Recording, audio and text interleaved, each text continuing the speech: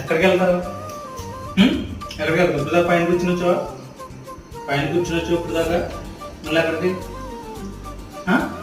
ఎక్కడికి? ఇంట్లోకి వెళ్తాం. చాలా ఇటు ఇంట్లోకి వెళ్దాం. ఓకేనా?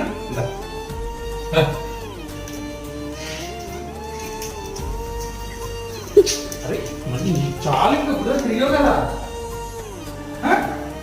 తిరిగి ఇప్పుడు దాకా తిరిగా ఇప్పుడు దాకా